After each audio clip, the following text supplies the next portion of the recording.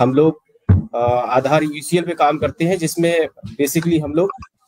Demographic update और अभी नया एक फीचर स्टार्ट हुआ है, जिसमें प्रोसेस स्टार्ट हुआ है यूआईडी अथॉरिटी ऑफ इंडिया के द्वारा ओएम सर्कुलर जारी किया गया है कि जितने भी रेजिडेंट जो कि 10 साल से पुराने आधार जिनके हो गए हैं और उन्होंने 10 साल के आधार बनवाने के बाद कभी भी अपने आधार में डेमोग्राफिक से संबंधित चेंजेस नहीं कराए हैं, तो ऐसे सभी रेजिडेंट को पुनः अपने पीओआई और पीओए दोबारा से अपडेट कराने की जरूरत है। तो कुछ एक इन्हीं चीजों पे हम लोग अभी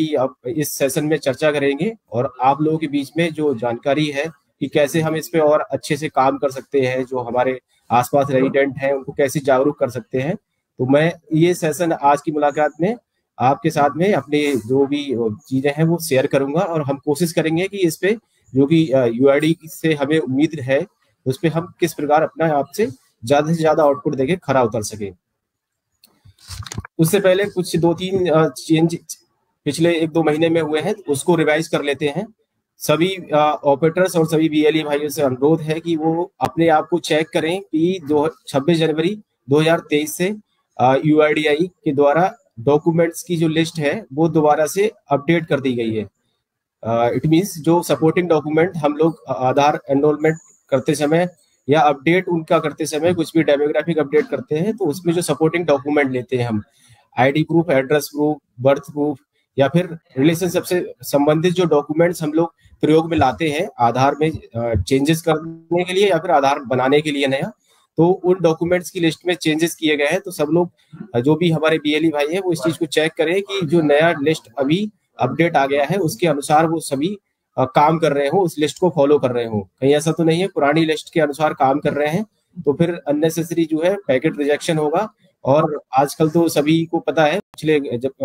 2021 से सितंबर 2021 से डेमोग्राफिक या फिर डॉक्यूमेंट एरर के बिहाफ पे पेनल्टी भी इम्पोज होती है, फिर आईडी भी सस्पेंड होती है। तो इस सब चीजों से बचने के लिए हम लोग अपने आप को करेक्ट कर लें कि जो डॉक्यूमेंट की लिस्ट है वो नई डॉक्यूमेंट की लिस्ट के अनुसार ही हम डॉक्यूमेंट ले रहे हो और ये लिस्ट सभी अपने सेंटर्स पे लगा कर रखें। हमारे चाहे वो आधार सेवा केंद्र है या फिर जो हमारे यूसीएल पे बीएलई भाई काम करते हैं वो सभी ये चीज को चेक कर ले कि उन्होंने जो डॉक्यूमेंट्स की लिस्ट नई जारी की गई थी उसको अपने सेंटर पे लगा के रखा हुआ है, जिससे कि जो रेजिडेंट्स काम कराने आपके यहाँ आते हैं उनको भी समझने में सुविधा हो और वो आपसे अननेसेसरी आर्गूमेंट ना करें। क्योंकि कई बार होता क्या है, हो सकता है 2 महीने पहले आपके यहाँ पे कोई रेजिडेंट कोई काम करा के गए थे, तो आपने मान लीजिए जैसे कि फॉर एग्जांपल मैं आपको बताता हूँ, आज की डेट में पैन कार्ड को हम डेट ऑफ बर्थ के बिहाफ पे यूज नहीं कर सकते। किसी को अगर डेट ऑफ बर्थ में करेक्शन कराना है तो अब पैन कार्ड डॉक्यूमेंट की लिस्ट से हटा दिया गया है। इससे पहले लेकिन हम डॉक्यूमेंट की लिस्ट में पैन कार्ड आता था डेट ऑफ बर्थ के लिए तो हम उसको यूज करते थे। ठीक है, अगर आपने लिस्ट नहीं लगा रखी होगी तो फिर आपसे रेजिडेंट झगड़ेंगे। तो इसलिए प्लीज आप लोग अपने आप को एजुकेट कर लिए, बहुत अच्छी बात है, आपने अपने जानकारी अपडेट कर ली, लेकिन अपने सेंटर पे जो नई नई जानकारी या नए सर्कुलर जारी होते हैं यूआईडीआई के अनुसार उनको अपने सेंटर पे जरूर चस्पा करके रखें, जिससे कि जो रेजिडेंट्स हैं, जो आम जनमानस है, उसको भी अवेयरनेस हो पाए उन चीजों के बारे में। दूसरी चीज आधार एनरोलमेंट फॉर्म से संबंधित है। आधार एनरोलमेंट फॉर्म भी अब चेंज कर दिए गए हैं। फरवरी से पहले आधार एनरोलमेंट फॉर्म एक ही एनरोलमेंट फॉर्म हुआ करता था, जिसको कि हम लोग किसी भी एज ग्रुप के रेजिडेंट हो उनका चाहे नया आधार बनना है या फिर करेक्शन करना है, अपडेट करना है या डॉक्यूमेंट अपडेट भी हम लोग कर रहे थे, तो कुछ एक चैलेंजेस आ रहे थे कि डॉक्यूमेंट अपलोड करते समय हम किस ऑप्शन को सेलेक्ट करें। तो अब उसको भी ऐड कर दिया गया है। साथ में जो एज ग्रुप वाइज है एनरोलमेंट फॉर्म को कर दिया गया है। 0 से 5 साल के लिए अगर रेजिडेंट है कोई तो उसको कुछ भी अपना आधार बनवाना है तो उसके लिए एनरोलमेंट फॉर्म अलग है। 5 से 18 साल के लिए एनरोलमेंट फॉर्म अलग है और 18 से प्लस एज ग्रुप के जो भी रेजिडेंट कुछ भी अपना आधार में अपडेट कराना चाह रहे हैं या फिर नया आधार बनवाना चाहते हैं तो उसके लिए आधार एनरोलमेंट फॉर्म अलग फिलअप करना है। इट मीन्स जो भी रेजिडेंट्स हैं जिस एज ग्रुप के, उस एज ग्रुप के लिए एक जो पर्टिकुलर एनरोलमेंट फॉर्म दिया गया है उसी को भरना है। अगर मान लीजिए कोई 18 से अधिक आयु वर्ग का व्यक्ति आया है तो अगर आप उसका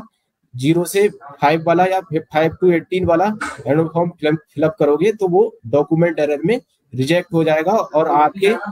एनरोलमेंट आईडी पे एक डॉक्यूमेंट रिजेक्शन भी काउंट होगा। इसलिए हमें एनरोलमेंट फॉर्म जो है वो चेक कर लेना है। जो रेजिडेंट आपके यहाँ काम कराने आ रहे हैं वो किस एज ग्रुप के हैं, जिस एज ग्रुप के हैं उस एज ग्रुप का ही एनरोलमेंट फॉर्म आप लोग उसको दोगे और उसको फिलअप करने के लिए बोलेंगे। ठीक है, अब हम बात करेंगे document update service. Document update service पिछले 4 माह से लगभग अक्टूबर के बाद से एक नया फीचर ऐड ऑन हुआ है। आप सभी के सॉफ्टवेयर में एक नया फीचर आने लगा है। जो भी हमारे यूसीएल पे काम करते हैं वीएलई भाई, या फिर हमारे जो भी आधार सेवा केंद्र पे एनरोलमेंट कर रहे हैं, तो उनके सॉफ्टवेयर में एक नया फीचर ऐड हुआ है, डॉक्यूमेंट अपडेट। इसका मतलब पहले समझ लेते हैं कि डॉक्यूमेंट अपडेट है क्या और किसको कराने की जरूरत है।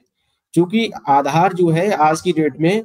सबसे ज्यादा यूज किए जाने वाला डॉक्यूमेंट हो गया है। आप लोग देखते हैं, हम लोग भी अगर तो गैर सरकारी सरकारी जितनी भी योजनाओं का लाभ है वो हम लोग आधार के माध्यम से ले पा रहे हैं। सरकार बहुत सारी जो स्कीम्स हैं उनका लाभ जो रेजिडेंट हैं उनको आधार के माध्यम से डायरेक्ट पहुंचा रही है। अगर जिन लोगों ने अपना आधार 10 साल से पहले बनवाया था और उन्होंने 10 साल पहले आधार बनने के बाद में कभी भी अपने डेमोग्राफिक डिटेल में, जैसे कि नाम, पता, जन्मतिथि, इस तरह की जो डिटेल्स है उनमें कोई भी अपडेट नहीं कराया है, क्योंकि जब आधार इस लेवल पे यूज किया जाने वाला डॉक्यूमेंट है तो इस डॉक्यूमेंट का अपने आप में अपडेट रहना जरूरी है। अगर किसी ने डेमोग्राफिक डिटेल अपनी अपडेट करा के नहीं रखी हुई है, कहने का मतलब जो उसका आधार है, आधार में नाम, पता, जन्मतिथि जो है और जो उसके अलावा उनके डॉक्यूमेंट्स हैं, उनका पैन कार्ड है, वोटर आईडी है, या फिर जो प्रेजेंट टाइम में उनकी आइडेंटिटी या एड्रेस से संबंधित जो प्रूफ्स हैं। मान लीजिए कोई भी रेजिडेंट है जो कि 10 साल पहले बॉम्बे में रहते थे, 10 साल पहले बॉम्बे में रहते थे तब उन्होंने अपना बॉम्बे में कहीं पे भी आधार कार्ड बनवाया, ठीक है। लेकिन क्योंकि कुछ भी हो सकता है वो किसी इस तरह की जॉब में थे या कोई बिजनेस उनका सेटअप हुआ जो उन्हें उत्तर प्रदेश शिफ्ट होना पड़ा। उत्तर प्रदेश आ गए तो उत्तर प्रदेश आकर उन्होंने अपना मकान बनवाया। मकान बनवाने के साथ ही उन्होंने अपना बैंक अकाउंट भी यहाँ पे खुलवा लिया, अपना पैन कार्ड तो चलो ठीक है, उसमें एड्रेस प्रूफ नहीं होता, लेकिन उनकी फैमिली में जो और मेंबर्स हैं वो सब यहाँ पे रहने लगे। हो सकता है उनकी उसके बाद में उनके जो बच्चे हैं उनके एड्रेस प्रूफ भी यहाँ के हो गए हों, लेकिन मदर फादर हैं वो 10 साल पहले जहाँ पे आधार कार्ड बनवाए थे अपना बॉम्बे का, उनका एड्रेस वहीं का है। इन केस अगर यूपी में उन्होंने अपना आधार अपडेट उसको नहीं कराया और यूपी गवर्नमेंट कोई स्कीम लेके आती है जो कि उसमें कंडीशन है कि यूपी के लोगों को ही उसका लाभ मिलना है, ठीक है, तो फिर वो उन रेजिडेंट्स को जो है, क्योंकि उनका आधार अभी तक बॉम्बे का है, उन्होंने यूपी का नहीं कराया, भले ही उनका मकान है, उसकी रजिस्ट्री है, बैंक पासबुक है, उस पर भी एड्रेस यूपी का है, लेकिन अगर आधार में उनके एड्रेस अपडेटेड नहीं रहेगा तो उन्हें उस योजना का लाभ नहीं मिल पाएगा जो कि यूपी गवर्नमेंट यूपी के लोगों को देने जा रही है, ठीक है। इसलिए डेमोग्राफिक डिटेल हो सकता है नाम भी, जैसे मान लीजिए उन्होंने जब आधार कार्ड अपना बनवाया था, मोस्टली जो है उस केस में होता है जब कभी जो शादी होती है तो शादी के बाद में सरनेम कुछ चेंज कराना है या कुछ और भी अपडेट्स होते हैं, ठीक है, तो वो अगर उन्होंने चेंज नहीं कराया और उसके बाद में वो डॉक्यूमेंट अपना जो आधार है उसको कहीं पे भी यूज करना चाह रहे होंगे तो फिर वो उसको यूज नहीं कर पाएंगे क्योंकि उसमें डेमोग्राफिक डिटेल मिसमैच रहेगा, ठीक है। अब शादी से पहले पिता का नाम रहता है, उसके बाद में अगर उन्हें हस्बैंड का नाम कराना है तो उन्हें अपने जो केयर ऑफ है वो उसको चेंज कराना पड़ेगा, अपने डेमोग्राफिक डिटेल्स को अपडेट करानी पड़ेगी, ठीक है, तभी वो योजनाओं का लाभ ले पाएंगे। इसीलिए बोला जा रहा है कि डेमोग्राफिक डिटेल भी सब लोग अपडेट रखें। इन केस अगर किसी ने डेमोग्राफिक डिटेल अपडेट नहीं कराई है, मान लीजिए उसको जरूरत ही नहीं पड़ी, जहां रह रहे थे वहीं रहते हैं, उनके फैमिली में भी कोई चेंज नहीं हुआ, उनके नाम में कोई चेंज नहीं है, उनके पता में भी कोई चेंज नहीं है, एड्रेस में भी कोई चेंज नहीं हुआ, तो ऐसे सभी रेजिडेंट्स को अगर उनका आधार कार्ड 10 साल से पुराना है तो अपने आईडी एड्रेस प्रूफ चाहे भले ही वो उनके वही सेम है जो पहले थे, दोबारा से अपडेट कराना है, जिससे कि ये ऑथेंटिक हो पाए कि जो रेजिडेंट है वो अभी भी वही उसी लोकेशन पर रहते हैं और उनके आधार में जो डॉक्यूमेंट उन्होंने पहले दिए थे उससे संबंधित उन्होंने दोबारा अपडेट करा लिए हैं, तो उनका आधार लाइव है और वो सत्यापित हो जाएगा, वेरीफाई हो जाएगा कि वो रेजिडेंट अभी है और उनके डॉक्यूमेंट भी वही है जो उनके आधार में डिटेल्स है, ठीक है। तो इसका पर्पज सिंपल सा ये है कि जो रेजिडेंट जिन्होंने अपना आधार 10 साल पहले बनवाया था उसके बाद अपने आधार में कोई भी डेमोग्राफिक से संबंधित डिटेल चेंजेस नहीं कराए तो वो सिंपल सा अपना पीओआई और पीओए एज पर आधार जो भी डेमोग्राफिक डिटेल है वो लेके आए और अपने अपडेट करवा लें। दूसरा हम अगर और समझे इसको थोड़ा सा विस्तृत रूप से, तो इसकी जरूरत क्यों है, डेमोग्राफिक डिटेल जो है, अगर आधार की बात करें, इतनी सारी सर्विसेज में हम लोग आधार को डायरेक्ट या इनडायरेक्ट वे में यूज करते हैं, तो आधार हमारे लिए जो है ईज ऑफ लिविंग की बात करें, हमारे लिए हमारे जीवन के आधार ने आसान बनाया है। ठीक है, हम जो है बैंक अकाउंट हमारा आसानी से खुल जाता है आधार के बेस पे। वन नेशन वन राशन की बात करें तो उसमें भी आधार का बहुत बड़ा रोल है। राशन कार्ड जो है, गवर्नमेंट अब one nation one ration card की बात करती है कि हमारे इंडियन में जो सिटीजन्स हैं उनका एक राशन कार्ड होता है, तो वो उसका लाभ भी जो है तभी मिल पाता है जब उसका आधार जो है वो अपडेटेड रहेगा। आधार कार्ड जो धारक हैं वो इस स्कीम से जो है आसानी से जोड़ सकते हैं। अगर हम सरकारी योजनाओं की बात कहें तो जो आंकड़े यूआईडीआई के द्वारा बताए गए हैं, अथॉरिटी के द्वारा बताए गए, 1100 से ज्यादा सरकारी स्कीम्स हैं जिनका कि हम लाभ,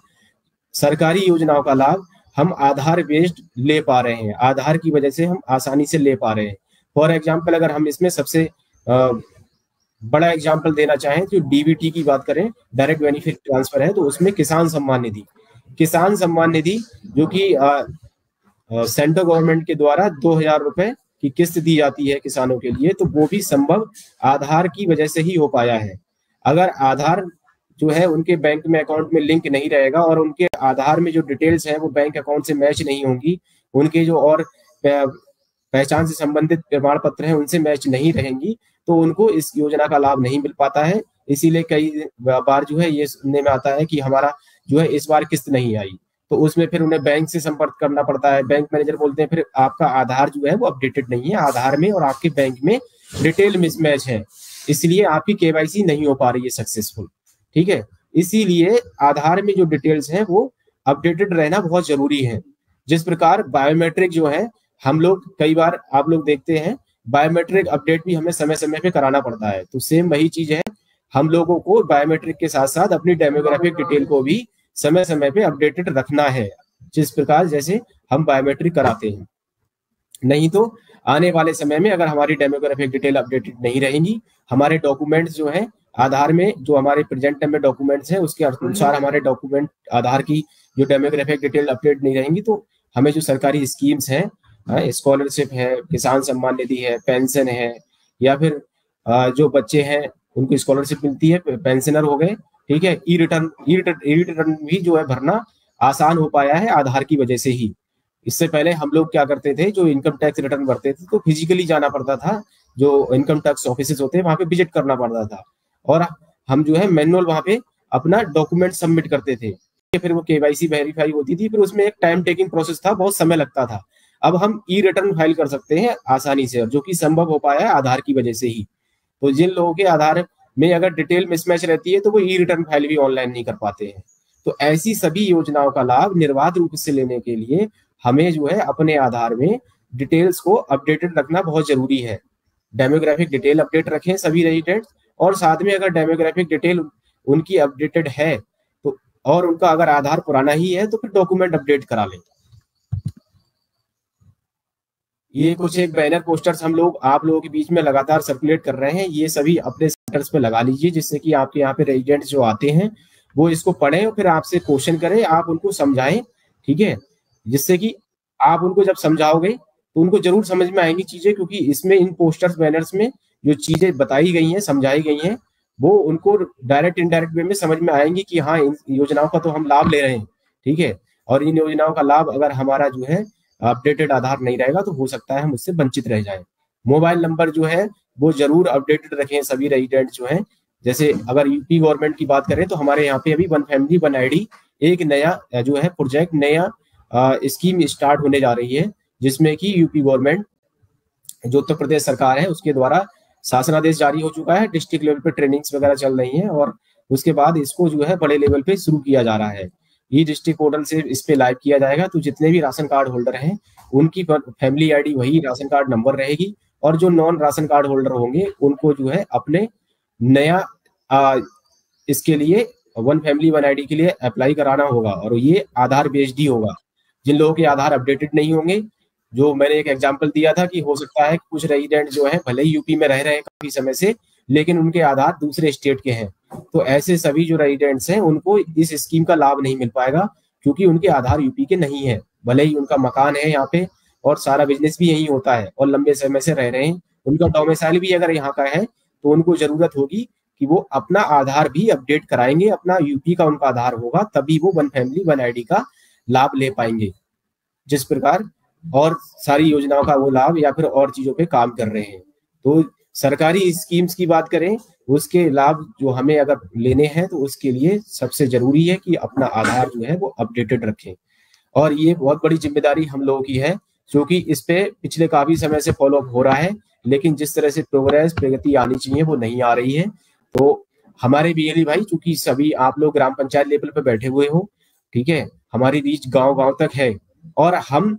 केवल आधार पे काम नहीं कर रहे हैं, हम मल्टीपल सर्विसेज पे काम करते हैं। जो भी हमारे सीएससी सेंटर्स हैं, क्योंकि आप सीएससी बीएलई हो, साथ में आपको बैंक बीसी का काम मिला है, तब जाके आप आधार यूसीएल पे काम कर पा रहे हो। इट मीन्स आप जो है मल्टीपल सर्विसेज डिलीवर कर रहे हो वहां पे। जरूरी नहीं है कि आपके यहाँ पे कोई आधार का ही काम कराने आता है, आप कोई और भी काम कराने आता है अगर आपके सेंटर पे, तो आपके यहाँ पे अगर ये बैनर पोस्टर्स लगे होंगे तो उसके माइंड में एक बार क्वेरी जरूर आएगी कि भैया ये लगा हुआ है, ये क्या बात सही है कि 10 साल अगर पुराना आधार हो गया तो ये कराना जरूरी है? हमारा भी आधार 10 साल पुराना हो गया है। तो आप उसको जो है पेशेंस के साथ में समझाइए, सही जानकारी देते हुए उसको गाइड करिए, वो जरूर समझेंगे चीजों को, और अपडेट कराने के लिए अपने पीओए लेके आएंगे और आप उसको अपडेट कर पाओगे। ठीक है, तो इसलिए आपको ये अपना सेंटर पे लगा के रखना जरूरी है। अब इसको कर कह सकते हैं, कैसे कर सकते हैं जो आईडी एड्रेस प्रूफ है, इसके लिए दो मोड है। ऑनलाइन जो है डॉक्यूमेंट अपडेट करने के लिए भी रेजिडेंट अपना जो माई आधार पोर्टल है उससे डायरेक्ट भी कर सकते हैं। अगर हम अपने ही बात करें, हमारे जो बीएलई भाई हैं या आधार सेवा केंद्र है, वो आप लोग जो है अपना जो यूसीएल सॉफ्टवेयर है उसके माध्यम से कर सकते हैं पीओ अपडेट, जो रेजिडेंट आते हैं उनके। इसके लिए जो चार्ज निर्धारित है वो 50 रुपए शुल्क निर्धारित किया गया है। जिस प्रकार आप लोग डेमोग्राफिक अपडेट करते हो तो उसके लिए भी 50 रुपए रेजिडेंट से चार्ज करना होता है। एक चैलेंज आ रहा था कि आप लोग कैसे समझ पाएंगे कि सही में ही किसका आधार 10 साल पुराना है, या कौन से रेजिडेंट्स ऐसे हैं जिनके की आधार में डॉक्यूमेंट अपडेट करने की जरूरत है। तो इसके लिए भी आपके सॉफ्टवेयर में एक ऑप्शन दे दिया गया है यूआईडीआई के द्वारा। जिन लोग आधार ऑपरेटर्स का सॉफ्टवेयर अपडेट हो गया है, तो उसमें अभी आप लोग जब किसी का नॉर्मली डॉक्यूमेंट डेमोग्राफिक अपडेट करने जा रहे हो, उस पर क्लिक करते हैं तो एक उससे पहले चेक बॉक्स खुलता है। उस चेक बॉक्स में पहले आधार नंबर डालेंगे आप, और आधार नंबर डालने के बाद जब सबमिट करेंगे तो आपको ये मैसेज शो करेगा, द आधार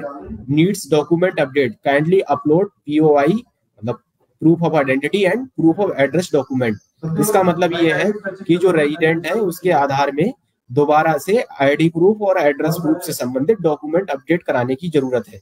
इस मैसेज को आप लोग इग्नोर ना करें, क्योंकि ये मैसेज जब भी आएगा तो भले ही रेजिडेंट आपके यहाँ पे जो आया है मोबाइल नंबर अपडेट कराने आया है, इन केस अगर वो डेमोग्राफिक अपडेट कराने आया है तो फिर वो डॉक्यूमेंट अपने लेके आए होंगे, और आप डेमोग्राफिक अपडेट करोगे तो उसमें supporting document ID address proof कुछ ना कुछ लगा रहे होंगे। आपने उसका डेमोग्राफिक अपडेट किया, फिर उस केस में आपको जरूरत नहीं है, क्योंकि जो बात हो रही है डॉक्यूमेंट अपडेट की वो केवल उन रेजिडेंट्स को करानी है जिन्होंने 10 साल पहले आधार बना था लेकिन उसके बीच में कभी भी अपने डेमोग्राफिक अपडेट नहीं कराए, उस बीच नहीं कराए, या फिर आज भी आपके यहाँ पे आए हैं तो डेमोग्राफिक अपडेट कराने नहीं आए हैं, केवल हो सकता है मोबाइल नंबर लिंक कराने आए हैं। तो ऐसे रेजिडेंट्स का आप मोबाइल नंबर लिंक कराने वाले केस में आप पहले उसका मोबाइल नंबर लिंक कर दीजिए, और मोबाइल नंबर लिंक करने के बाद में उनको ये मैसेज दिखाइए। अगर पढ़े लिखे रेजिडेंट्स आते हैं आपके यहाँ पे तो इस चीज को गंभीरता से लेंगे और समझेंगे, और फिर आप उनको अगर सजेस्ट करोगे आईडी एड्रेस प्रूफ लाने के लिए, उस समय अगर इन केस वो लेके आए तो तुरंत कर दीजिए। मोबाइल नंबर अपडेट करने के बाद में आप उसका फिर आईडी एड्रेस प्रूफ भी अपडेट कर दीजिए document online document update feature पर जाकर। दोनों अलग अलग प्रोसेस हैं, दोनों एक साथ नहीं हो सकते। आप लोग क्वेरी करते हो कई बार हम लोगों से कि क्या मोबाइल नंबर सर और हम जो उनका डॉक्यूमेंट अपडेट है वो दोनों एक साथ कर सकते हैं? नहीं कर सकते हैं, क्योंकि इसके लिए आपके सॉफ्टवेयर में अलग अलग ऑप्शंस दिए गए हैं। पहले आप उसका जो है, जैसे नॉर्मली आप डेमोग्राफिक डिटेल अपडेट करने के लिए क्लिक करते हो, मोबाइल नंबर अपडेट करोगे, एक एनरोलमेंट कंप्लीट हो जाएगा, फिर आप डॉक्यूमेंट अपडेट करेंगे रेजिडेंट से उसके आईडी एड्रेस प्रूफ लेकर। ठीक है, तो इस मैसेज को आप लोग इग्नोर नहीं करेंगे, आप रेजिडेंट को बताएंगे।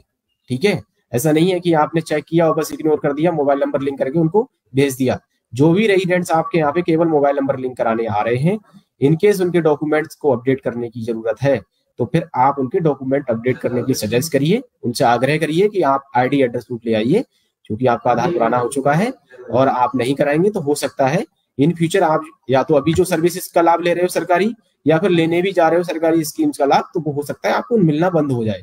तो इसलिए आप जो है इसको करा लीजिए।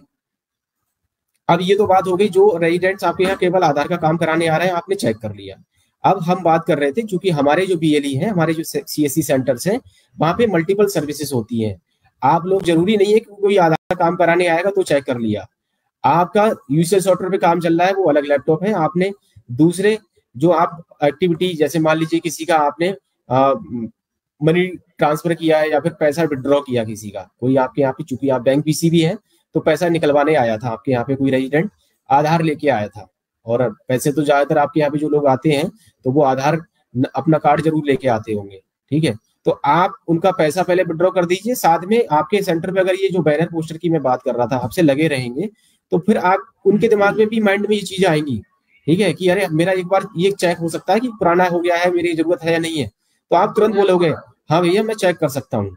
ठीक है। तो आप फिर अपने आप यूसीएल क्लाइंट में उनका आधार नंबर डालिए, और इसको चेक करने के बाद में अगर इनकेस ये मैसेज आता है, तो ऐसे रेजिडेंट जो कि आपके यहाँ पे कुछ और काम कराने आए थे, हो सकता है कोई सर्टिफिकेट आपके यहाँ पे बनवाने आए हो, है इनकम सर्टिफिकेट बनवाने आए हो, कास्ट सर्टिफिकेट बनवाने आए हो, डोमिसाइल बनवाने आए हो, आप लोग और भी काम करते हो, B2C सर्विसेज है आपके साथ में, इंश्योरेंस वगैरह करते हैं आप, हेल्थ इंश्योरेंस है, लाइफ इंश्योरेंस है, मोटर इंश्योरेंस है, जनरल इंश्योरेंस वगैरह करते हैं आप, तो कुछ भी काम कराने जो भी रेजिडेंट्स आपके यहाँ पे आ रहे हैं, अगर आपके सेंटर पे ये बैनर पोस्टर जो मैंने अभी पिछली स्लाइड्स में दिखाए ये लगे हुए होंगे, तो रेजिडेंट्स के दिमाग में जरूर क्वेरी आएगी। वो क्वेरी आपसे करेंगे तो आपको उनको सही मार्गदर्शन देना है, उनको सही जानकारी देते हुए और उनके डॉक्यूमेंट अपडेट करने के लिए कोशिश करनी है। वो अगर उस समय नहीं लेके आए हैं तो आप जो है उनको आग्रह करिए कि आप बाद में आके, क्योंकि आप लोकल में ही काम कर रहे हो, आपके यहाँ जो भी लोग आते हैं वो लोकल के ही होते हैं, ठीक है। तो उस समय नहीं होंगे तो 2-4 घंटे में या फिर अगले दिन आके वो करा लेंगे, ठीक है। लेकिन आपको बताना जरूर है, इसके बारे में जानकारी जरूर देनी है, ठीक है। ये प्रोसेस है जो हम लोग कर रहे हैं अभी, डॉक्यूमेंट अपडेट। जिस तरह से डेमोग्राफिक अपडेट करते थे, सेम वही प्रोसेस है। आपको ऑनलाइन डॉक्यूमेंट अपडेट पे जाना है, आधार नंबर डालेंगे, आधार नंबर आप अपना और सुपरवाइजर हमारे ऑपरेटर दोनों अपना वेरीफाई करते हैं। उसके बाद में डेमोग्राफिक डिटेल आपके स्क्रीन पे शो करने लगेगी। इस तरह से डेमोग्राफिक जो डिटेल्स है आप लोग चेक कर लीजिए, जो वो डॉक्यूमेंट्स अपडेट कराने जा रहे हैं, अपलोड कराने आपके यहाँ पे डॉक्यूमेंट जा रहे हैं, आप जिसका भी POI या POA, तो ये चीज जरूरी है। यहाँ पे आप ये चेक कर लो कि मैच हो रही हो उनके आधार में जो प्रेजेंट टाइम में डिटेल है, आधार में जो प्रेजेंट टाइम में डिटेल है और प्रेजेंट टाइम में POI POA जो वो लेके आए हैं उसमें डिटेल मैच होनी चाहिए, उनका नाम मैच होना चाहिए, उनका पता मैच होना चाहिए। जो डेमोग्राफिक डिटेल्स हैं अगर उनमें किसी भी तरह का कुछ भी मिसमैच है तो फिर आप ऐसे डॉक्यूमेंट्स जो है अपलोड नहीं करेंगे। आप रेजिडेंट को सजेस्ट करेंगे कि आप अपना डेमोग्राफिक डिटेल अपडेट करा लीजिए। मतलब हो सकता है उनका आधार पुराना बना हुआ था, उनका वोटर ID अभी बनवाया है उन्होंने पैन कार्ड अभी बनवाया है, बैंक में अकाउंट अभी खुलवाया है, या उनके पास जो सामान्य निवास अभी बनवाया उन्होंने 1-2 साल के अंदर, उसमें डिटेल कुछ और है, ठीक है। उनका काम भले ही हो सकता है उस आधार से अभी तक चल रहा था कहीं, लेकिन आप फिर उनको ये सजेस्ट करिए कि आपके आधार में और आपके जो और डॉक्यूमेंट्स हैं उसमें डिटेल में मिसमैच है, एक जैसी डिटेल है नहीं, मैच नहीं हो रही है, तो आप अपनी डेमोग्राफिक डिटेल मैच करा ली, मतलब इसको अपडेट करा लीजिए। आप जब डेमोग्राफिक डिटेल अपडेट कर दोगे तो फिर डॉक्यूमेंट जो, क्योंकि आप उसके पीछे सपोर्टिंग कुछ ना कुछ डॉक्यूमेंट्स लोगे, तो फिर डेमोग्राफिक डिटेल अपडेट हुई तो फिर डॉक्यूमेंट अपलोड वाली जो नीड है, जो आवश्यकता है वो नहीं रह जाएगी, क्योंकि आपने डेमोग्राफिक डिटेल अपडेट करते समय उनके POI POA अपडेट किए होंगे, अपलोड किए होंगे, उनको लगाया होगा सपोर्टिंग डॉक्यूमेंट के रूप में। तो ये एक्सरसाइज हम लोगों को, जिनकी डेमोग्राफिक डिटेल अपडेट आज से पहले कभी नहीं हुई, उनको करनी है और उनको सजेस्ट करना है कि आप इसको करके रखिए। ID एड्रेस प्रूफ जैसे आप लोग स्कैन करते हो वैसी सेम तरीके से यहाँ पे भी आप लोग स्कैन करके अपलोड कर दोगे, सबमिट कर दोगे। तो ये डॉक्यूमेंट अपलोड फीचर से संबंधित मैंने आपको थोड़ा सा और चीजें ब्रीफ की, और कैसे हम अपने जो ट्रांजेक्शन्स हैं डॉक्यूमेंट अपलोड प्रोसेस पे, डॉक्यूमेंट अपलोड प्रोजेक्ट पे लोगों को अच्छे जानकारी देके, उनको बताकर समझाकर अपने ट्रांजेक्शन्स UCL पे बढ़ा सकते हैं। इसके बारे में भी मैंने आपको बताने की कोशिश की। बस जरूरत है कि आप थोड़ा सा अपने सेंटर का प्रचार प्रसार कीजिए। हम लोग आपके बीच में लगातार बैनर, पोस्टर और आपको अपने सेंटर का प्रचार प्रसार के लिए भी जो मैंने फॉर्मेट आपको शेयर किया है, उस तरह से आप जगह जगह पे आप मीटिंग्स कर सकते हो। चूंकि आप स्टैटिक IP पे काम करते हो तो आप कैंप नहीं लगा सकते, लेकिन आप मीटिंग्स कर सकते हो। जैसे राशन की बात करें, जो राशन डीलर की दुकान होती है जहाँ पे कि हर महीने में 2 से 3 दिन एक एक्सरसाइज होती है, उसमें कि राशन वितरण का कार्य होता है। राशन जो है वितरित किया जाता है, जो राशन कार्ड होल्डर है उनको राशन वितरित किया जाता है। 2 से 3 दिन हर महीने होता है वो कार्य। तो आप वो 2-3 दिन जो है वहां पे जो भी राशन डीलर है, जो रेजिडेंट्स वहां पे आ रहे हैं राशन लेने, अपना पोस्टर लगा दीजिए कि ये मेरा नाम पता है, यहाँ पे ये सर्विसेज होती हैं। डिस्प्ले कर वहां पे आप जो है चिपका के आ जाइए अपना नाम पता, और ये मेरे सेंटर का पता है, वहां पे आके आप ये काम कर सकते हैं। आप 5-10 मिनट का समय निकाल के उन लोगों को बता भी सकते हैं, ब्रीफ भी कर सकते हैं कि क्यों करने की जरूरत है। जो मार्केट प्लेसेस है वहां पे आप अपना चस्पा कर दीजिए अपने सेंटर के पता, सर्विसेज वहां पे लिखते हुए। निर्धारित शुल्क जरूर लिखें वहां पे कि कितना रुपया लिया जाता है। 50 रुपए जो निर्धारित शुल्क है वही लेना है। रेजिडेंट के साथ में व्यवहार अच्छा रखें आप लोग। इस तरह से आप लोग अपने सेंटर का प्रचार प्रसार कर सकते हैं और इस पे अपने ट्रांजेक्शन बढ़ा सकते हैं। हम लोग, हमें जो है हमारे ऊपर एक बहुत बड़ी जिम्मेदारी है, क्योंकि पिछले 3-4 महीने हो चुके हैं इस प्रोजेक्ट पे। जिस तरह से जो उम्मीद थी हमें हमसे यूआईडी को, यूआईडी आरओ और हेडक्वार्टर दोनों से लगातार इस पे फॉलो अप हो रहा है, लेकिन उस उम्मीद के अनुसार हम इस पे आउटपुट नहीं दे पा रहे हैं। जिस लेवल से हमारी रीच है, गांव गांव तक रीच है। और अगर बात करें स्कोप की, डॉक्यूमेंट अपडेट की, तो जो आंकड़े बताए गए उसके अनुसार यूपी की, अगर मैं अपने उत्तर प्रदेश की बात करूंगा, तो यहाँ पे 3.5 करोड़ से ज्यादा सिटीजन ऐसे हैं, नागरिक ऐसे हैं, रेजिडेंट्स ऐसे हैं, आधार कार्ड धारक ऐसे हैं जिनके की 3.5 करोड़ से ज्यादा लोगों के आधार में डॉक्यूमेंट अपडेट होने की जरूरत है। तो कहने का मतलब हमारे पास में स्कोप बहुत है, बस थोड़ा सा अवेयरनेस, प्रचार प्रसार करने की जरूरत है। लोगों को सही गाइडेंस देके काम करना है, मिस गाइड नहीं करना है। ठीक है, आप लोग लोकल के ही हो, लोग आपको अच्छे से समझते हैं और आप लोगों को अच्छे से समझते हो। कोई ऐसा नहीं है कि लोग आपकी भाषा नहीं समझ पाते हैं कि आप क्या कहना चाह रहे हो। आप हिंदी में लगाइए अपने सेंटर पे, और हिंदी में आप अनाउंसमेंट भी करा सकते हो। आपके गांव में अगर अनाउंसमेंट कराना है तो गांव में आप मंदिर मस्जिद इस तरह के जो है उस पर आप अनाउंसमेंट करा सकते हो। प्रचार प्रसार के लिए आप ई रिक्शा पे अपना साउंड सिस्टम लगा के वो करा सकते हो। पोस्टर बनवा लीजिए, फ्लैक्स बनवा के आप ई रिक्शा चलवा सकते हैं। इस तरह की एक्टिविटी कई बीएलई हमारे कर भी रहे हैं। जो हमारे यूसी संचालक हैं, कुछ बीएलई ने हमारे साथ में शेयर किया है, वो बहुत अच्छा काम भी कर रहे हैं इस पे। ऐसा नहीं है कि काम नहीं हो रहा है, कुछ बीएलई के द्वारा बहुत अच्छा काम भी हो रहा है। बस मेरा अनुरोध सभी बीएलई भाइयों से है कि सभी बीएलई भाई इस पर काम करें, आगे बढ़ के आए, लोगों को अवेयर करें, अपने आसपास के लोगों को अवेयर करें, अपनी नॉलेज को अपडेट करें, अपनी जानकारी को करेक्ट करें। क्योंकि अगर हमें ही आधी अधूरी जानकारी होगी तो सामने से वाले को हम अच्छे से समझा नहीं पाएंगे चीजों के बारे में, और फिर उलझ जाएंगे और फिर बस आराम से बैठ जाएंगे, काम नहीं करेंगे। प्लीज अपने सेंटर को नियमित खोलिए। थोड़ा सा कुछ एक चीजें हम लोग मॉनिटर कर रहे हैं, तो उसमें ये संज्ञान में आ रहा है कि कुछ सेंटर्स जो है वो वीक में 1-2 दिन खुलते हैं। प्लीज, क्योंकि ये एक ऐसी यूनिक सर्विस है जो कि कुछ एक सेलेक्टिव सेंटर्स को ही मिली हुई है। ठीक है, और सेलेक्टिव सेंटर्स को मिली है। आप लोग इनकम के साथ साथ आप समझिए आपके साथ में सर्विस वाला पार्ट भी जुड़ा हुआ है। आधार एक ऐसी सर्विस है ना जहाँ पे कि आप ये नहीं कह सकते कि मुझे आधार मिल गया है तो बस मैं अपना जो है अपने अनुसार काम करूंगा, जब मुझे मन होगा तब मैं खोलूंगा और जब मन होगा तो नहीं खोलूंगा। रेजिडेंट देखिए कभी भी बताकर नहीं आएंगे कस्टमर। आपको जो समय बताया गया है सुबह 8 बजे से शाम को 8 बजे तक अपना सेंटर जो है खोल के रखें, और अपना सेंटर 7 दिन खोलें। कुछ बीएलई जो है हमारे सेंटर जो है देखने में आ रहा है कि संडे को कम सेंटर्स खुलते हैं। देखिए, आप इंटरप्रेन्योर हो, आपको ये समझना होगा कि आपको कोई सैलरी उस तरह से नहीं मिलती है। आप इंटरप्रेन्योर हो, आपको जो है जितना काम करते हो आप उस पर अगेंस्ट में कमीशन जो आपकी फिक्स है वो आप जो है अर्न करते हो। साथ में आपको एक ऐसी सर्विस मिली हुई है जिसके साथ में आपका विश्वास जुड़ा हुआ है लोगों का, एक पहचान आपकी अलग है। अगर आप कभी कभी सेंटर खोलोगे तो उससे क्या होगा, आपकी जो है वहां पे मार्केट खराब होगी, लोग आएंगे ही नहीं फिर वहां पे। जहां पे भी जो कम काउंट आ रहा है उसका सबसे बड़ा रीजन थोड़ा ये भी है कि आप लोग एक तो क्या है डेली सेंटर पे नहीं खोलते हैं। तो हमारा थोड़ा सा आपसे अनुरोध है कि आप प्रतिदिन अपना सेंटर खोलें। सुबह 8 से 8 तक आप काम कर सकते हो यूसीएल पे। इसके लिए जो है हमने रिक्वेस्ट की हेडक्वार्टर से, आरओ से भी रिक्वेस्ट की थी, तो उसके लिए हमें जो समय अवधि है वो भी थोड़ी बढ़ा दी गई थी। पहले हम 9 से 6 काम कर रहे थे, 8 से 8 कर दिया गया है। पिछले काफी समय से ये टाइम पीरियड चल रहा है, तो आप सुबह 8 से शाम 8 बजे तक काम कर सकते हो। और सातों दिन काम कर सकते हो। कोई ऐसा नहीं है कि संडे को काम नहीं कर सकते हैं आप लोग, ठीक है। अब जैसे होली आने वाली है, आप होली एंजॉय करिए, होली पे काम मत करिए, कोई इशू नहीं है। लेकिन डेली आप सेंटर खोलिए, क्योंकि आपको पता है बैंक है, पोस्ट ऑफिस में जो काम होता है,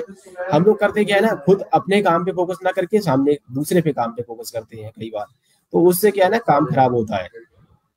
बैंक, पोस्ट ऑफिस या जो सरकारी जगह पे मशीन चल रही है, वो सरकारी छुट्टी जो रहती है उस दिन बंद रहती है। हम लोगों को जो काम मिला उसका पर्पज भी सबसे बड़ा ये है कि एक तो हम जो है सातों दिन काम कर सकते हैं, और हमारा जो सेंटर है वो लोकल में ही है, लोगों को कहीं दूर नहीं जाना पड़ेगा। और हम भी अगर सेंटर डेली नहीं खोलेंगे, कभी कभी काम करेंगे, तो उससे क्या होगा ना, हमारा विश्वास खराब होगा। हमारी जो एक इमेज जो बनी हुई है सीएससी की, वो खराब होगी डिपार्टमेंट की नजरों में। तो प्लीज आप लोगों के साथ में एक प्रेस्टीज और एक विश्वास का जो बंधन जुड़ा हुआ है, इसको कायम रखना है। और हमें नियमित अपने सेंटर खोल के थोड़ा सा दिखाना है कि हम जिस तरह से काम करते आए थे उसी तरह से काम कर सकते हैं और करेंगे। सभी बीएलई भाइयों से मेरा अनुरोध है, प्रतिदिन सेंटर खोलें, और आप डॉक्यूमेंट अपडेट पे प्रचार प्रसार के लिए जो भी मैकेनिज्म आप न्यूज कवरेज कर सकते हो लोकल लेवल पे, बहुत सारे हमारे जो बीएलई भाई हैं काफी संख्या में जो है, कुछ थोड़ा बहुत जो पत्रकारिता से भी जुड़े हुए हैं, तो आप अपने जो पत्रकारिता से जुड़े हुए हैं उसको आप इसमें काम में ला सकते हैं, प्रचार प्रसार में अपने सेंटर के, ठीक है। जो आपको हमने आईसी मटेरियल शेयर किया हुआ है प्रचार प्रसार के लिए, उसकी आप कुछ लैंग्वेज बनाते हुए अपनी भाषा शैली में आप न्यूज़पेपर में निकलवा सकते हो, अपने सेंटर के नाम के पते के साथ में निकलवा सकते हो, कुछ फोटोग्राफ निकालते हुए। और कुछ एक्स्ट्रा अच्छी एक्टिविटीज कर रहे हैं तो वो साझा करते रहे हमारे साथ में, जिससे कि और भी जो हमारे बीएलई भाई हैं वो मोटिवेट हो चीजों को देखे कि वो नहीं कर पा रहे हैं। और एक बीएलई जो है हमारे एक दिन में 40 ट्रांजेक्शन करते हैं, और एक बीएलई हमारे एक दिन में 4 ट्रांजेक्शन करते हैं, 2 ट्रांजेक्शन करते हैं। तो उसके पीछे रीजन क्या है? कहीं ऐसा तो नहीं है उनके सेंटर का प्रचार प्रसार ही नहीं है, लोगों को पता ही नहीं है कि वहां पे क्या काम हो सकता है। तो प्लीज अपने सेंटर की ब्रांडिंग रखें। कॉमन ब्रांडिंग का भी एक बैनर हमने डिजाइन करके आप लोगों के बीच में पिछले 2-3 महीने पहले भी शेयर किया है। समय समय पे जो नई नई अपडेट्स, नए नए जो है प्रचार प्रचार के लिए आईसी मटेरियल्स आते हैं या सर्कुलर्स आते हैं, हम लोग आपके बीच में शेयर करते रहते हैं। तो प्लीज लेकिन अपनी जानकारी को अपडेट रखें, क्योंकि आप अपनी जानकारी को अपडेट रखोगे तभी आप अच्छे से जो है अपना सेंटर रन करा पाओगे, और जो लोग आपके यहाँ काम कराने आते हैं आप उनका विश्वास जीत पाओगे। क्योंकि माउथ पब्लिसिटी जो है बहुत बड़ी चीज होती है। जो लोग आपके यहाँ काम कराने आ रहे हैं, आप उनके साथ व्यवहार अच्छा रखो, उनसे जो निर्धारित शुल्क है वो लो। और कुछ फिजिकली चैलेंज जो लोग आते हैं, कई बार जो है दिव्यांगजन आते हैं, या किसी को कुछ ऐसी डिजीज है, हार्ट के पेशेंट है, क्योंकि आप लोकल में ही काम कर रहे हो तो आपको जानकारी रहती है, ऐसा नहीं है कि आपको पता नहीं है। कई बार जो है आपको पता रहता है कि इनको ये बीमारी है। तो ऐसे जो फिजिकली चैलेंज है, प्रेग्नेंट लेडीज हैं, तो उनको जो है आप स्पेशली वरीयता दें, उनका काम पहले करें और उनके साथ में ट्रीट अच्छे से करें, पोलाइट वे में जो है आप उनसे आचरण करें, ठीक है। क्योंकि कई बार क्या है ना कि जो आप अपनी परेशानी से जो है परेशान हो, और सामने वाला है हो सकता है उसके साथ कुछ और परेशानी हो, और आप जो है इससे स्ट्रेट फॉरवर्ड कई बार आंसर कर देते हो, तो उससे प्रॉब्लम खड़ी हो सकती है। तो प्लीज व्यवहार अच्छा रखें, और जो शुल्क है, निर्धारित शुल्क बताए गए हैं 50 रुपए, वही रेजिडेंट से चार्ज करें। इससे होगा क्या, लोग जो आपके यहाँ काम कराने आए हैं, वो काम करा के जब जाएंगे तो आप उन देखेंगे अपने आस पड़ोस, वो अपने अपने गांव में, मोहल्ले में लोगों को बताएंगे कि यहाँ पे ये सेंटर है, मैं वहां काम कराने गया, मेरा काम बड़ी आसानी से हुआ, उन्होंने बहुत अच्छे से बताया, और जो शुल्क है वही मेरे से शुल्क लिया गया, ठीक है। वहां पे सारी चीजें थी, सारी सुविधाएं उपलब्ध थी। अपने सेंटर पे आपके सीसीटीवी कैमरा, जो बेसिक गाइडलाइंस हैं वो जरूर वहाँ आपके सेंटर पे फॉलो हो रही हो, आपके सेंटर पे स्पेस हो, एटलीस्ट 5 से 7 लोग बैठ पाए वहाँ पे, ठीक है। जो रेट लिस्ट है वो लगा के रखी है, रजिस्टर रहे जो कस्टमर का वो बना के रखी है कि जो रेजिडेंट आए वो क्या काम करा के गए, उनका मोबाइल नंबर क्या था, आपने उनसे क्या काम कराया, तो उसके अगेंस्ट आपने क्या पैसा लिया, और उनका कोई सजेशन है तो वो कॉलम जरूर रखिए, उनका कोई सुझाव है, कोई कंप्लेन है, सजेशन है, तो वो कॉलम भी आप अपने रजिस्टर में बना के रखिए, ठीक है। तो ये डॉक्यूमेंट अपडेट पे हम किस तरह से अपने ट्रांजेक्शन बढ़ा सकते हैं, ये आज मैं आपको ये बताना चाह रहा था। लास्ट में एक आपको चीज से और थोड़ा सा अवेयर करना है, एक प्रोसेस में चेंज हुआ है। जितने भी ऑपरेटर्स या सुपरवाइजर्स जो भी हमारे अभी काम कर रहे हैं प्रेजेंट टाइम में, या फिर काम करना चाहते हैं, ठीक है, तो ऐसे सभी ऑपरेटर्स जो कि 2011 से पहले के सर्टिफाइड हैं, उन सभी ऑपरेटर्स को 1 मई 2023 तक, और जो 2011 से 2013 के बीच के सर्टिफाइड हैं उनको अगस्त 2023 तक, और जो जनवरी 2014 से 2016 दिसंबर तक के बीच के एग्जाम पास आउट हैं उनको 1 नवंबर 2023 तक, और जो रेजिडेंट जो हमारे ऑपरेटर्स हैं, सॉरी ऑपरेटर्स और सुपरवाइजर 17 से 19 के बीच में उन्होंने एग्जाम पास किया था अपना एनएसईआरटी या फिर सीपी का जो भी, तो 1 फरवरी 2024 तक, और जो ऑपरेटर या सुपरवाइजर 2020 जनवरी 2020 से 31 दिसंबर 2022 तक के बीच में एग्जाम पास किए थे उनको 1 मई 2024 तक दोबारा से एनएसईआरटी का जो एग्जाम होता है उसमें रीअपियर होना है उनको। अगर वो दोबारा एग्जाम नहीं करेंगे तो उनका जो यूसीएल पे काम कर रहे हैं वो कार्य बाधित हो जाएगा, या फिर जो काम करना भी चाह रहे हैं इन फ्यूचर तो वो अपना जो सर्टिफिकेशन की डेट है, जो आधार सर्टिफिकेशन की डेट है आपके सर्टिफिकेट पे मेंशन रहती है, तो आप अपने सर्टिफिकेट को उठाकर उस पर देख लीजिए कि मेरा जो मैंने एग्जाम पास किया था वो किस डेट को किया था, और ये जो टाइम स्लैब दिए गए हैं उन टाइम स्लैब में से जहां पे भी वो लाई कर रहा है जिस डेट में वो पास किया हुआ है, और उसके अकॉर्डिंग आप जो सामने डेट्स दी गई हैं बिफोर दीज डेज आप जो है अपना जो दोबारा से एग्जाम है एनएसईआरटी का वो कर लीजिए। एनएसईआरटी के एग्जामिनेशन में अप्लाई करते समय भी कुछ एक चेंजेस किए गए हैं। अब तक हम लोग जो ऑपरेटर या सुपरवाइजर भाई हैं हमारे वो एनएसईआरटी की जो ऑनलाइन वेबसाइट है उस पर नॉर्मली आप लोग रजिस्ट्रेशन करते थे, अपना साइन अप करके अपना अपने यूजर बनाया और अपने टाइम स्लॉट सेलेक्ट करके फीस जमा होती है उसकी जो भी निर्धारित शुल्क है वो जमा करते हुए आप ऑनलाइन अप्लाई कर देते थे, कहीं पे भी किसी के पास नहीं जाना पड़ता था कोई परमिशन लेने, या फिर कोई आपको रेफरेंस या फिर रिकमेंडेशन की जरूरत नहीं थी। लेकिन अब एनएसईआरटी ने ये कर दिया है कि जो भी चाहे वो पहली बार एग्जाम दे रहे हो या फिर जो ऑपरेटर्स ऑलरेडी सर्टिफाइड है, जो बात हो रही है अभी रीअपियर होने की, तो ऐसे सभी ऑपरेटर्स को या फिर नए ऑपरेटर्स को दोबारा मतलब जो एग्जाम अब अप्लाई करते हैं आप लोग, तो ये एक ऑथराइजेशन लेटर जो है वो कंसर्न ईए या रजिस्ट्रार लेना होगा जिसके साथ वो काम कर रहे हैं या फिर करने जा रहे हैं।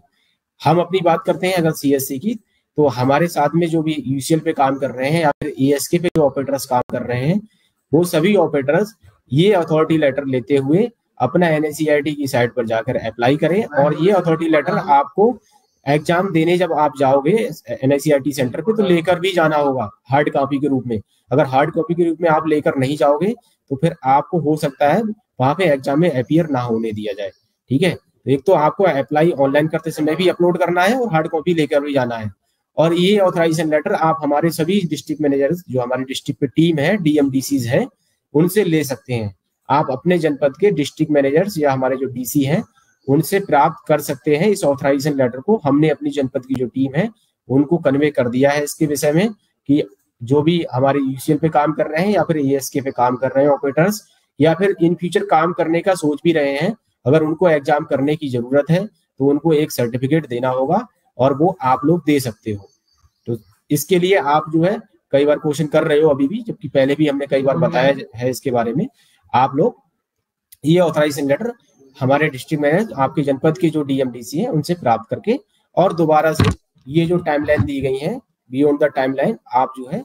इसको एग्जाम में रीअपियर हो लीजिए, अन्यथा आपका जो यूसीएल चल रहा है आप या फिर एसके पे काम कर रहे हो या फिर इन फ्यूचर काम करने भी जो सोच रहे हैं ऑपरेटर्स वो काम नहीं कर पाएंगे। तो आज की मुलाकात इस सेशन में हमने डिटेल में फिर से बात की डॉक्यूमेंट अपलोड फीचर पे कि कैसे हम डॉक्यूमेंट अपडेट पे और अच्छे से काम कर सकते हैं और अपने ट्रांजेक्शन बढ़ा सकते हैं, जिससे कि जिस प्रकार हम आज तक काम करते आए हैं और यूआईडी की नजर में जिस तरह से सीएससी की जो अपनी एक छवि और एक विश्वास बना हुआ है तो वो बरकरार रहे। और बड़ी उम्मीद हमारे बीएलई भाई से हमेशा से रहती है, सीएससी से रहती है कि हमने बहुत अच्छा काम करके दिखाया है और हम कर सकते हैं, हमने किया है और हम करके भी देंगे। और जिस तरह से यूसीएल पे काम अब तक होता आया है कोई भी किसी भी तरह के संशय में ना रहे, हम लोग मार्च के बाद भी इसी तरह से काम करते रहेंगे। कुछ एक क्वेरी आपके माइंड में कुछ बीएलई भाई हमारी क्वेरी करते हैं समय समय पे क्या सर काम जो है मार्च के बाद नहीं होगा, ऐसा कुछ नहीं है। आप जिस तरह से काम कर रहे हो काम करते रहोगे, बस थोड़ा सा जरूरत है आप लोगों को इस माह में ये जो डॉक्यूमेंट अपडेट सर्विस है इस पर थोड़ा सा अपना फोकस करते हुए प्रचार प्रसार करिए और ज्यादा से ज्यादा इस पे सभी लोग ट्रांजेक्शन करें। एटलीस्ट प्रतिदिन हम फोकस करके चल रहे हैं कि 20 से 25 ट्रांजेक्शन हम डॉक्यूमेंट अपडेट पर करेंगे, लोगों को प्रचार प्रसार करेंगे, अवेयर करेंगे। इसी के साथ में मैं आज की इस मुलाकात श्रृंखला का मैं आपसे इजाजत चाहता हूं। नमस्कार, धन्यवाद।